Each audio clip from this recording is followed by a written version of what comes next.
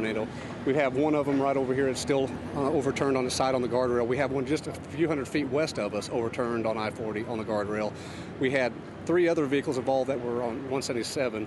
One of those vehicles was westbound on I-40, and it did get taken off I-40 down, descended onto 177. The other 2 were on 177. One of them was actually parked. He had got out of his vehicle and went up underneath the bridge under pillar for security, and we had 4 transported due to injuries because of this tornado event.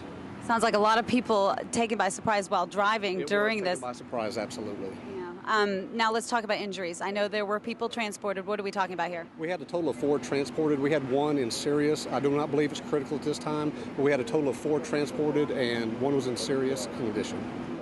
All right, thank you. Now, what's the cleanup situation right now? Right now, we're working on our massive cleanup. We've got a semi-tractor trailer that has been split open and blocking both lanes of the highway, and we've just now impounded and recovered 3 other vehicles. One of them is being taken off the roadway as we speak, but we're trying to get the highway open, trying to get all the people that are exiting off I-40, that which we do have stopped, shut down to present time, that are exiting off on here. We're trying to open the highway so people get to their destination safely.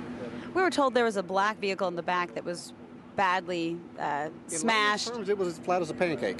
We have yet to figure out how that happened, if it was tousled and turned upside down and landed on its tires, but it was smashed, yes. Luckily, how is the driver? Was not in there. The driver was not in there at the time. Okay. That was the man that had gotten out of the vehicle? That is correct. Okay. He went up underneath the underpass. Okay. Well, it sounds like that was a very great move for him to make. It was a smart move today. It sure was. Saved his life. Thank you. I know that this is going to be a while in the making as far as cleanup goes. You heard 4 injuries, one of those serious. The car that you were talking about, I know John Welsh was showing you that it had been smashed. We were told that was a driver who was smart. He got out of his car. He found shelter. And most likely, had he not, the ending would have been tragic.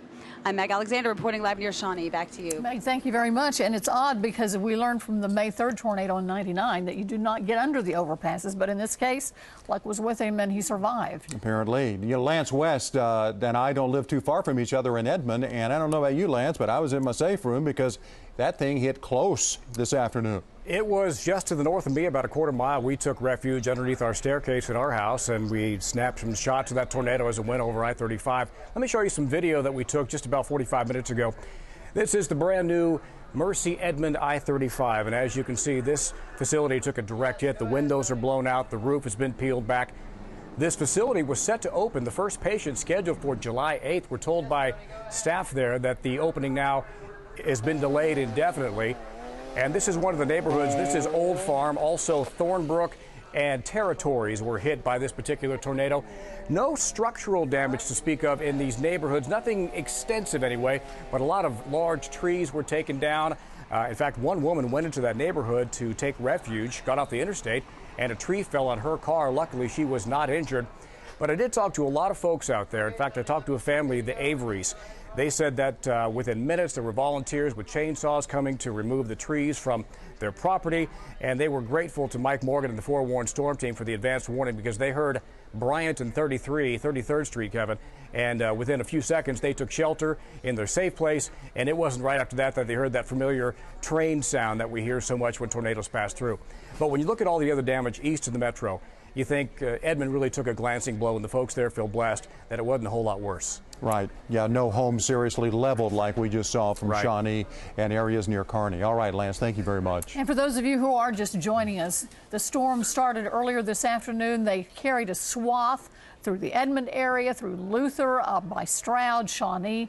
We have confirmed fatalities, confirmed injuries, and as you've seen if you've been watching our coverage, a lot of neighborhoods simply devastated and no longer existing as a result of this storm. That one mobile home park is just gone. That John Welsh has been showing us from Bob Moore Chopper 4. There it is right there. Wow. It's just, that's what they call in the weather office a grinder that went through there, and unfortunately it did grind up that mobile home park. Mike Morgan.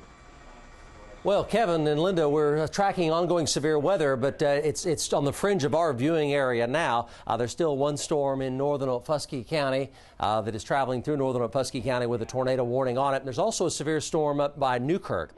North of Ponca City has a severe thunderstorm warning on it. The tornado watch still in effect, but the prime threat for tornadoes is now east of the Oklahoma City metro area. Let's go to the storm scanner. We can show you we've got a couple of storms here, and they're up near Newkirk. A lot of lightning with that one, some pretty large hail, and then the supercells over here, which had produced a lot of that damage. By the way, the storm that tracked out of Edmund now is pretty much gone. It's completely dissipated and is no longer there. It's remarkable how these can produce such violence in the atmosphere and then essentially just go away, and that's exactly, it's because of the cap. You know, we talk about the cap, but the cap is a completely all or nothing deal, and the cap holds down a tremendous amount of atmospheric instability to create the world's strongest wind. If the cap doesn't break, you don't release the instability, and you can't get the world's strongest wind. But if the cap breaks, you do get these supercells, and you get these 250 plus mile per hour winds that do the kind of damage we're looking at. And then the cap eventually, if the storm can't keep going, will just close in over it and choke it off and kill it, because it is a lid. And that's exactly what happened to the Edmund storm. It is gone. Now, I do want to show you that the dry line is trying to refire just a little bit down south of Norman and also over the eastern sides of Oklahoma City. That's the dry line trying to refire, and it wouldn't be completely impossible for it to go ahead and refire, but right now these are just building cumulus clouds that are kind of building up, but they're there, and we're tracking them very carefully. They're not severe, they're not tornadic, but they are there. The dry line on big outbreaks will fire 1 time, 2 times, sometimes even 3 times. June 8, 1974, just west of Oklahoma City, the dry line fired that day 3 separate times. Well, it's trying to fire a second time right now. We'll see if these keep going. If they do, they could become severe, but right now they are just kind of spinning columns of clouds that are going up in the jet stream spin, but they're not doing too much. But let's go to the storm tracker and look at these. And these are the 2 big bruisers over here on the storm tracker, and they're traveling over through Okfuskee County into Okmulgee County. This one still has a tornado warning on it. It is going to the north of Okemah, and there is your time of arrival with that one over toward Henrietta by 8:33. And then this northern one, that's the one that produced all the damage that we've been showing you from Meg and from John and our team of trackers, Emily and Reed Timmer and Mark Dillard. Kevin Josephy, it still has a tornado warning on it as well. The circulation's weakening some. It's going into northern Okmulgee County, and there's the folks that are in the path of that weakening but still significant circulation that produced the long-tracked violent tornado back down closer to Shawnee. So these will gradually push completely out of our viewing area. You folks in Okemah, this one will go to your north and keep tracking over into Okmulgee County. Now let's go to the South Doppler and take a look at this one severe storm up over Newkirk. It has some large hail with it, and the rear flank on it, the updraft on it, is back over Newkirk right now. It is not a tornado warning storm, but it is a severe thunderstorm going on right now in northeastern Kay County, and it will push gradually into Osage County. And then we'll keep an eye, Kevin and Linda, very carefully on these little plumes that are going up right here in the metro. Let's hope they don't fire. You know, the sun's going down right now. The cap actually gets stronger at night because you lose the afternoon heating, and it tends to kind of choke things off. And let's hope that trend continues and nothing else redevelops. So we'll keep very close track. Back to you. Mike, you and the crew have done a great job all day tracking those storms, and we appreciate your advance warning. We have to tell you that these storms developed earlier this afternoon, more than 4 hours ago, and cut a path through Oklahoma, and our crews have been out following all day. They really have. One of them is Chase Thomason. He is in Shawnee right now. He's going to give us an overview of what he's seen. He's from that area where Meg was, where they had the trucks that were hit by the tornado and thrown everywhere, as well as vehicles. Chase. Hey, good evening, guys. Yeah, we've been tracking these tornadoes all afternoon and evening. We started in northwest Oklahoma City when those storms, those towering clouds really fired along the dry line, and we tracked them as they tracked through the Edmund area. So I have some video when we were on I-35 and 15th Street of the tornado tracking through East Edmond. Short video, but it was tracking right over the area. A lot of damage to that neighborhood near I-35. Then we made it here to Shawnee area along I-40 and Highway 177. And we talked to a lot of folks that just saw their homes completely destroyed. And with that, a lot of folks that what we saw. However, with that, we did see this elderly lady that was in her storm cellar, and she was trapped in her storm cellar. First responders came, and they cleared the trees and power lines on her storm cellar, and she was fine. She said she was A-OK. And we are now here along I-40, and we were just passing just tons of neighborhoods, and they were unfortunately completely wiped out. But first responders are here, and they're taking action, and we've been combing the area area, tracking these storms, and we're going to continue to keep you guys forewarned and continue to have continuous coverage here on News Channel 4. Guys, back to you. We know you will, Chase, and the rest of the Forewarned Storm team. We appreciate that very much. Sometimes you can't understand the extensiveness of these storms unless you see it from the air, and that's where John Welsh has been most of the afternoon. John, show us what you have now. Yeah, Oh, we have man. now is as crews continue to work, and Phil just told me at the desk that they're still looking for people. And as you can see, this is completely destroyed. We had zoom. See if you can find that double wide we saw earlier, Travis. We found a double wide earlier that has completely been lifted, turned, and set back down. You saw the underside, the I-beams, and so this storm had some definite lift, definite wind to it, and as you can see, it completely, demolished this whole area here just south of the Grand Lake Casino. We're east of the Twin Lakes, if you guys are just now tuning in, to a neighborhood here that was the hardest hit that we've seen today. It's been completely wiped out. We have confirmed that there have been at least one fatality, if not more. There's still search for people.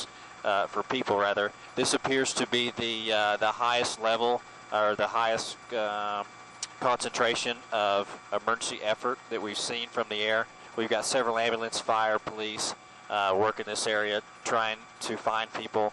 And as Linda said earlier, the time of day is not working in their favor. We're getting to 8:10. Sun's already starting to set, so it's going to get dark here. It's going to make the relief efforts that much harder. But if you know somebody in this area, you might call them and say, make sure they're okay. Maybe you guys could help out, like Mike has said all day, social media, and see if they're okay. But again, this is the hardest hit area here. We're just south of I-40. We're east of Highway 102, and this trailer park that's just east of the Shawnee Lakes here, of Twin Lakes, and just definite damages. Travis kind of, will pan around. Those are some I-beams that are the main structure members of a trailer house, completely mangled, bent up. And as you can see, somebody could have got a bulldozer and just drove and did this, or a tornado did it. You couldn't tell, if you were just showing up. So definite damage. If you're in this area, power lines are down. There's these very large steel power poles. They're laid down. They're crossing the road of Highway 102, about 4 miles south of I-40. There's a big track that runs, I guess, from like Tinker towards the southeast. They're completely down, so power's going to be out. If you have a generator, you might want to fire it up because you're probably not going to have power by the end of the night here. So again, we'll kind of give you a wide shot here of this trailer park. It's just south of the Fire Lake Grand Casino, where they're still looking for crews. They're still looking for people, survivors at this time. And we'll stay up here a little bit longer, and we'll get you more information as soon as we have some, Kevin and Linda. And if folks were watching us live, they know that there were at least 2 tornadoes on the ground in Shawnee at one time. That city appears at this point to have taken the brunt of the storm. And what's eerie about that too, Linda, is that the tornado that went through that area right there, John had a picture of it earlier. Perhaps we can cue that video up for you in a little bit. John had a picture of it from Bob Moore Chopper 4 and was telling us at the time, people, in the way of this storm, it's going to be terrible. And he was right. And you could see that gigantic wedge tornado from Bob Moore Chopper 4, and that is the result of it. Maybe we can cue up that video for you in a little bit and see it. And for those of you who are just joining us now live, there have been multiple fatalities as a result of these storms that moved through Oklahoma. Starting about 4 o'clock this afternoon, multiple injuries. The number of homes destroyed will likely be in the dozens, and we continue our coverage. Let's go back to Mike real quick, kind of get an update as we continue to look at Bob Moore Chopper 4 and the fading light there. They continue to turn up their gain to give us as good a picture as they can as the sun goes down. But Mike Morgan, like Linda said, this started early this afternoon.